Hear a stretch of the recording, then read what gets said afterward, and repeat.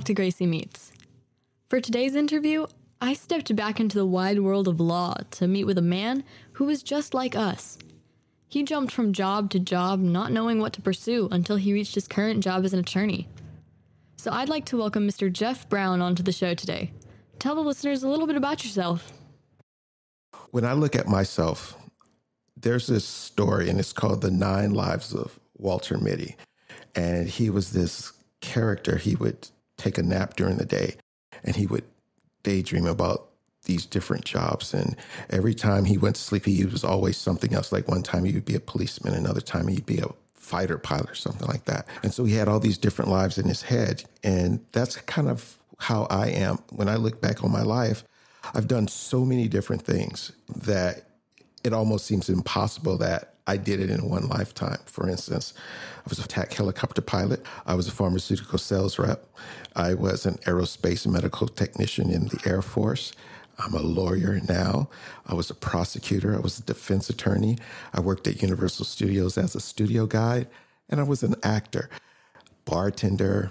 I even used to be a licensed minister. So I've done all these things in my life. And so I look at myself as being this guy, Walter Mitty, because when I tell people about it, they're like, no way. There's no way you could have done all those things. But I have. And I think it's made for me to have a much more richer life. But I think that all came about because I grew up in South Central Los Angeles. And when I grew up, my teachers, being Black and I was bused, never had much expectation for me. They were just like, you know what, you're not going to go to college, go to trade school, get a trade. And so I think what I wanted to do is to experience as much of life as possible and not just be stuck in one thing. And I think part of that was just to prove them wrong, that I had the ability to be whatever I wanted to be. So I've always tried to pursue different things in my life. And so pretty much that's me. I mean, I guess my wife and my daughter probably would say something different, but that's how I look at myself. I like that you thought of that story, and it reminds me a lot of kids as well, because you never really know exactly what you want to be. And it's like, hey, I could be this, I could be anything. So I like that that is how you think of yourself. So how would you explain your job now to a teenager? So I'm an attorney, and it's difficult to explain my job now without explaining what an attorney really is. I think people have an idea of what attorney is from seeing TV shows, but very few, I think, know what attorneys do and what they can do. So our job, you go to law school, you get a degree, but that degree opens up so many more doors of things that you can do. So being an attorney is almost like an amoeba. Once you get the degree, you can use it to basically do anything that you want to do. So for instance, you want to do contract law, you can be a contract attorney. You want to deal with families, you can do family law. You want to deal with injuries, you could be an injury attorney. There's just a lot of things. And then people who have a law degree, they go on and they do other things, like the commissioner of basketball, Adam Silver, an attorney. A lot of your politicians, attorneys. So what I do now, I'm an attorney, but I write cases for judges who are hearing appeals for disability claims. So for instance, in society now, if a person works, they're entitled to what we call Title II or Title 16 benefits. So that means is if you work, you get injured, you can no longer work, you can file for disability benefits. But that's usually determined by doctors. And if you disagree with what the doctors have determined, then you can appeal it to a judge, and I write the cases for them. So your job is in the legal side of careers. Are there like any laws or regulations that apply to your job? A lot.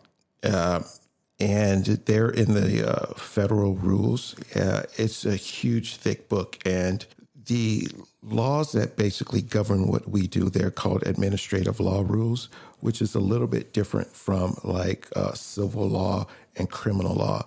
These are laws that are made by the government to regulate how we look at cases and what we can and cannot do. So But for me, I don't have to be in this area. I don't have to be an expert in this type of law. I have to be expert in a certain narrow lane, and that is only things that deal with disability. And that's what the judges talk about, and that's what I write about for them. So why would a teenager want to think about this job for their future? Because I know we kind of talked about that in the beginning with that story where it was like, oh, I can be all these things. So why do you think a teenager would want to be an attorney? Well, if a teenager just came up on, and asked me, I wouldn't steer them towards the job that I do, but I would steer them towards the legal profession, because the legal profession can help you find yourself. For instance, when I went to law school, before I went to law school, I was a pharmaceutical sales rep for Johnson & Johnson. I was going to go to law school, and then I was going to go back and work in their legal department. I got in law school, and I got exposed to so many things that I had never knew existed. And so I changed my career path, and I went into criminal law. The reason why I say that is that, go back to the analogy of an amoeba. Once you get the law degree, you can do anything that exists in society. And you think about it, if you like theater, you can go into theater law or contract law or entertainment law. If you like real estate, you can go into real estate law. If you like aircrafts, you can go and work for like Boeing and stuff like that. So the law degree is basically a canvas in which you can do anything you want. And that's what I would say to a teenager. You want to be able to have in life the opportunity to do whatever you want. The law degree is pretty much the only degree that allows you to do and be whatever you want. And it doesn't allow you to be stuck there doing it. Say, for instance, like me, I was a prosecutor for 4 years, got tired of that. Defense attorney for 5 years, got tired of that. Opened up my own practice, got tired of that. Now I'm doing what I'm doing. So it's just one of those degrees that allows you to do whatever you want to do in life. Yeah, I like how this is one of those jobs where it's like you can just kind of, if you get tired of something, then you can just move into another like kind of section of this profession. And this question might seem a little difficult, but why do you think this job is perfect for an unusual teenager? I think it goes back to being that canvas that you can pretty much broad strokes do whatever you want. Say, for instance, well, first of all, let me just say this. I don't think there's anything such as an unusual teenager. I just think that they're teenagers.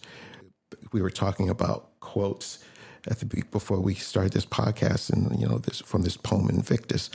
I am the captain of my fate, and so forth like that. And I think, let's just say, quote unquote, unusual teenager. I think of an unusual teenager. When you say that to me, the thing that comes to my mind is a person that goes by their own rules. They are not trying to fit into a neatly packaged, they're not trying to follow what society tells them to do. They're not to say, go to college, get married, have a family. They're not doing that. Or you should, they're like, you know what?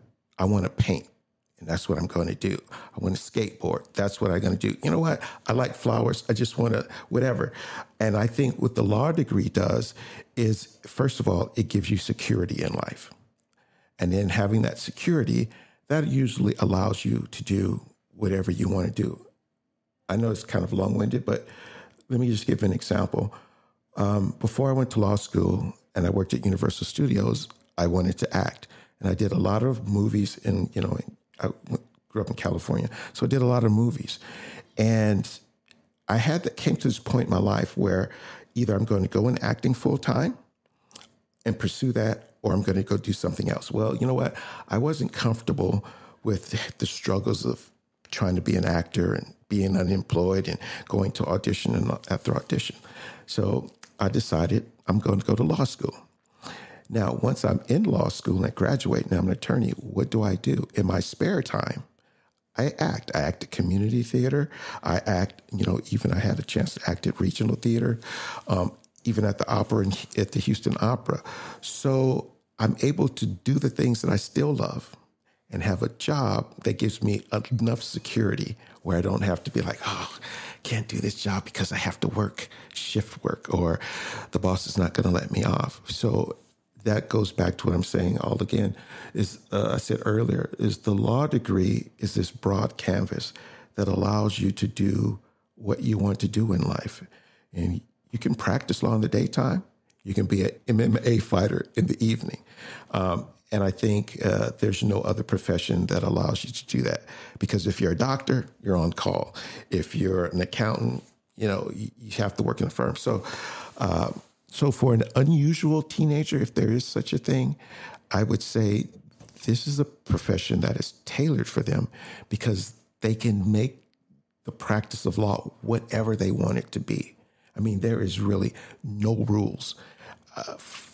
For instance, church law. I never heard of that. There's a profession called church law, art law. There's just so many things. Whatever your mind can imagine, there's a place for it in the legal profession. Like, I love the way that you described a teenager, because that's how I think of teenagers as well, is we don't want to stay in a box. We want to go out and do our own things and explore and discover for ourselves and not have to worry about social norms and things like that. So I liked the way that you put that. What kind of school did you have to go to for law, like being an attorney? Right. Well, it's standard for everyone, except for a couple of states. But you have to get a 4-year degree.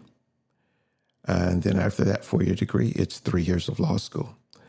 And intermixed in there after undergraduate, you have to take a LSAT. It's a test.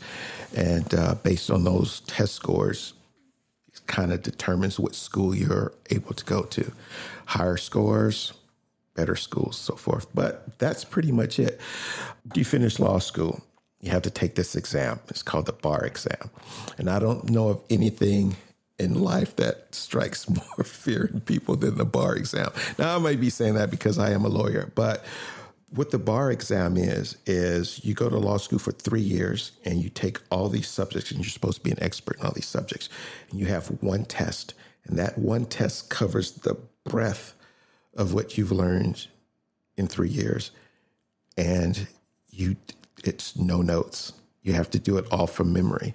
And it's usually, in my case, because state of Washington, it was a 3-day test. And you're tested on each subject that you learned in law school. And it's a very tough test because, again, how do you remember 3 years of learning? And being an expert at it and, you're writing it down and answering questions about it. So that's how you become a lawyer. But the bar exam is usually the hurdle that people have the most difficult time overcoming. Well, thank you for letting me interview you. We had a lot of good conversation, and I thought this was a really good interview. Cool. Mr. Jeff has had quite a full work life, from a TAC helicopter pilot to now being an attorney. For everything that he discussed about, I think the biggest takeaway is that your degree track or career track opens up not just one door, but many doors. It's up to you to choose your path. No ordinary person could have such a vast amount of jobs in various fields and finally settle on something as in-depth as law. But then again, show me a normal teenager. Thanks for listening.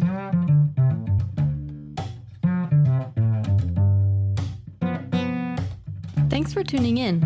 If you like Gracie Meets, subscribe so you can listen every time a new episode is dropped. And follow Gracie Meets on Instagram at gracie.meets. Tune in next Saturday for a spooky interview with a haunted house designer.